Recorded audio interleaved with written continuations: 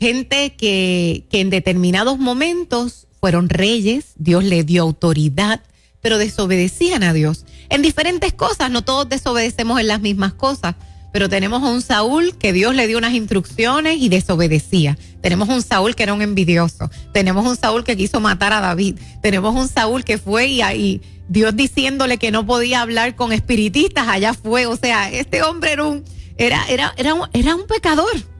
Por otro lado tenemos a David, igualmente pecador. David que tomó una mujer que no le pertenecía, que mató a un hombre porque lo puso frente a una guerra para que lo mataran. O sea, vemos aquí a dos hombres igual de malos. Es como ver los dos al lado de Jesús, los dos ladrones. O sea, son malos, punto. Yo no veo uno peor que el otro, los dos son igual de malos. Pero en el momento de la confrontación del Espíritu, cuando el Espíritu toca la puerta, cuando el Espíritu Santo toca a tu puerta porque viene a reclamarte para tu papá, la actitud que tuvieron fue diferente. Dice la palabra en Primera de Samuel, capítulo 15, algo muy importante, y es la actitud que tuvo Saúl. En este momento, Samuel le dice a Saúl lo que ha hecho mal. Pero miren cuál es la actitud de Saúl. Capítulo 15, voy a leer el verso 24 y el 30. Dice, entonces Saúl dijo a Samuel, yo he pecado, pues he quebrantado el mandamiento de Jehová y tus palabras. Pero mira por qué fue. Porque yo temía al pueblo y consentía la voz de ellos. Perdona pues ahora mi pecado. ¿Cuál fue la respuesta de Saúl? Fue una excusa. Yo lo hago mal, pero yo lo hago mal porque es que aquel lo hace mal también. O sea, el Señor, no me vengas con esto ahora. O sea, sí, yo lo hice mal, pero acuérdate que es que yo vengo de un hogar así. Justificaba, no asumía responsabilidad. No asumía responsabilidad. Acuérdate que mi mamá, mi papá, mi abuelo, mi tío, de donde yo vengo, recuérdate que yo soy débil, la carne es débil. O sea, estas situaciones de estar justificándonos, de no aceptar mi pecado, de echarle la culpa al otro, de no decir, de no bajar la cabeza. Miren, qué lindo es cuando uno baja la cabeza. En mi familia, yo tengo una familia muy, muy linda. Y nosotros somos muy respetuosos con mi abuelo. Y hubo algo que pasó hace un tiempito que me gustó, porque yo digo, qué lindo es que poder ver esta actitud. Mi abuelo llamó la atención a alguien de la casa, pero es un adulto de la casa, no es un nene, porque él entendió que la actitud que él tuvo no estuvo bien. Y yo vi a este adulto, un profesional, un hombre, un jefe, un hombre próspero, que cuando mi abuelo le llama la atención, por eso que él entiende que hizo mal, él, en lugar de decirle, papi, no te metas en eso, él baja la cabeza y le dice, papá, eso no fue así. Pero su actitud es una actitud tan linda. Mis hijos, que Dios pueda venir a donde Cristi y decir, Cristi, hay algo que no me está gustando, y que yo pueda bajar mi cabeza y decir, papá, examinemos entonces mi corazón juntos y veamos entonces qué es lo que está pasando, porque yo no quiero desagradarte. Pero esta no fue la actitud de Saúl. La actitud de Saúl es, no, yo no hice eso. O sea, yo lo hice, pero fue presionado. O sea, es que el pueblo, tú sabes, que empiezan a gritar y no hay una actitud de arrepentimiento. Luego en el verso 30 dice, yo he pecado, pero te ruego que me honres delante de los ancianos de mi pueblo. Vente conmigo para que adores a Jehová. O sea, es lo que le importaba, es lo que la gente pensara. ¿Sabes qué? Ok, Señor, tú perdona, pero que de esto nadie se entere. Esa es la actitud de Saúl. Y Saúl fue desechado, no por haber hecho lo malo, porque lo malo también lo hizo David. Él fue desechado por la actitud que tuvo cuando Jesús fue a tocar a su puerta. Cuando Jesús toca la puerta, dice que él toca la puerta y llama. Y si tú le abres, él entrará, no importa cómo estabas antes. Él entrará y cenará contigo. Pero la actitud de Saúl no fue buena. Ahora, contrastemos con David, igual de malo que Saúl, pero con una actitud distinta ante Jesús. Segunda de Samuel, capítulo 12, verso del 1 al 13, dice que también él fue confrontado con su pecado. Pero cuando éste fue confrontado con su pecado, Segunda de Samuel, capítulo 12, del 1 al 13, está la historia. En el verso 13 dice que David dijo, pequé contra Jehová. Y si usted va al Salmo 51, mis hijos, que yo los invito realmente a buscar este salmo, este hombre no se excusó, este hombre no echó culpas a los demás, este hombre bajó la cabeza y alzó la mano y dijo, yo lo hice mal, yo lo hice mal. Qué lindo es cuando una persona puede declarar, Señor, estoy mal. Fíjate la actitud ante Jesús. ¿Y qué hizo? ¿Qué hizo Dios? Perdonó a este hombre. El Salmo 51, algunos versos, vemos a David diciéndome, lávame más y más de mi maldad, límpiame de mi pecado. Yo reconozco mis rebeliones, mi pecado está siempre delante de mí. Mis hijos, este hombre estaba sufriendo, él entendió. Cuando Jesús tocó a la puerta para decirle, hay algo en ti que no me gusta, él bajó la cabeza y dijo, realmente, yo he pecado contra Dios. Este hombre le dolió, dice, contra ti solo he pecado. No me importan los demás. No es que los demás se enteren o no, es contra ti que yo pequé, es a ti que yo te fallé. Hay veces que las personas buscan a quién, yo le fallé a mis hijos, yo le fallé al esposo, yo le fallé a la esposa, yo le fallé al pastor, yo le fallé, mire, le falló a Dios. Porque es importante tener esto en cuenta, porque hay veces que si nadie más se entera, pues usted le fallará toda la vida al Señor. Pero fíjate que David dijo, yo sé que fue contra ti. Yo sé que fue contra ti. A diferencia de Saúl, que nadie se entere. Tú vente conmigo para que los ancianos... No, es que yo sé que esto tiene que ver contigo y conmigo. De hecho, David decía, mis huesos se están envejeciendo.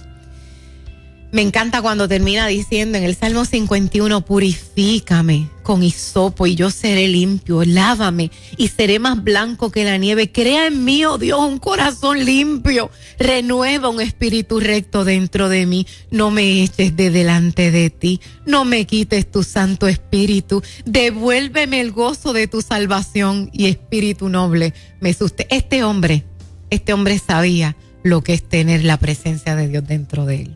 Hay un detalle, Cristi, y es el hecho de que David al saque no estaba buscando arrepentirse. Uh-huh. Había pasado por alto y no es hasta la confrontación de Natán que ahí sí tuvo la actitud correcta. Exacto. Pero él ya había hecho pasar por alto todo y estaba cómodo. Inclusive cuando Natán le presenta el escenario para ver si él se ve reflejado a primera instancia, no se ve reflejado. Él dice que un hombre teniendo muchas ovejas se quedó con la ovejita del único que tenía una. ¿Quién es ese canalla? Tráemelo aquí. O sea, había un proceso en que había profundizado tanto que ni siquiera se daba cuenta de lo que estaba haciendo. Exacto. Cuando fue confrontado de manera directa, inequívoca, entonces salió a relucir la actitud correcta. Exacto. Muchas veces Dios nos tiene que llevar hasta ese punto máximo. Y fíjate que con Saúl fue igual. Samuel confrontó a Saúl como Natán confronta a David. A los dos tuvo que llevarlos hasta ese punto. Exacto. Porque solitos como que no. Gracias le damos a Dios que ahora su Santo Espíritu vive en nosotros. Así está ahí para hacer esa función que hizo Natán y esa función que hizo Samuel en nuestra vida. Pero vemos qué actitudes tan distintas. Exacto. Por último, el hijo pródigo. Lucas capítulo 15, verso 11 al 32. Este no fue menos malo que los otros. Aquí estamos, todos los protagonistas de nuestra historia han hecho lo malo. Y dice que le pidió al papá, dame los bienes que me corresponde, y se fue y desperdició sus bienes viviendo perdidamente. Así que todo lo que papá ganó con su trabajo y su esfuerzo, él lo gastó en bebidas, en mujeres. Entonces dice que cuando ya lo hubo desperdiciado todo y lo hubo malgastado todo, volvemos a lo que Juan traía, no porque tuvo convicción, sino porque ahora la cosa se puso fea, ¿verdad? Y ahora vino el hambre. Dice que entonces, mire lo que dice la palabra del Señor y quiero destacar 3 cosas. Dice, y volviendo en sí, ese momento tiene que venir a nuestra vida. Y volviendo en sí, dijo, ¿cuántos jornaleros en casa de mi padre tienen abundancia de pan y yo aquí perezco de hambre? ¿De qué tú estás pereciendo? hoy. Dice, me levantaré e iré a mi papá y le diré, Padre, he pecado contra el cielo y contra ti. Ya no soy digno de ser llamado tu hijo. Hazme como a uno de tus jornaleros. Y así lo hizo. Fíjense nuevamente la actitud ante el Padre. No es que haya sido un santo. Él sabía que lo había hecho mal.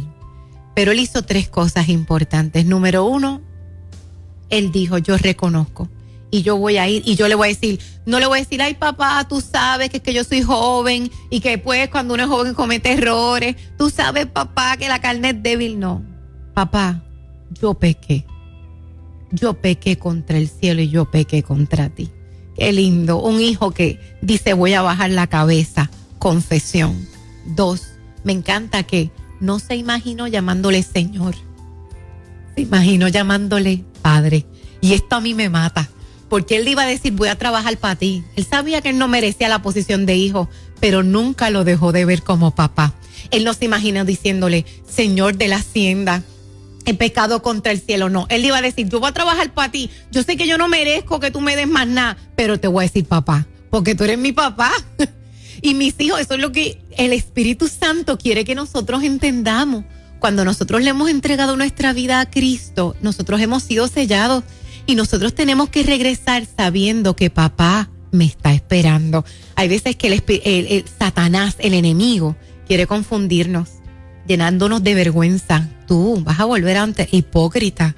Mira, tú tienes que acallar esas voces. Este hombre sabía que estaba en pecado y él sabía cuál iba a ser la actitud. Porque papá está allí y yo le voy a decir a papá que aunque yo no lo merezca, yo le tengo que pedir perdón.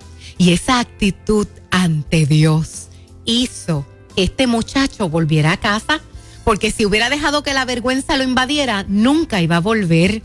Pero él permitió que esa figura de papá que está en casa fuera más grande que su vergüenza. La tercera cosa y última es que él no fue a visitar al papá. Él iba para quedarse. Y nosotros tenemos que aprender que nuestra actitud ante Jesús no es solamente pedirle perdón. No es solamente confesar nuestro pecado. No es solamente admitir que estamos mal.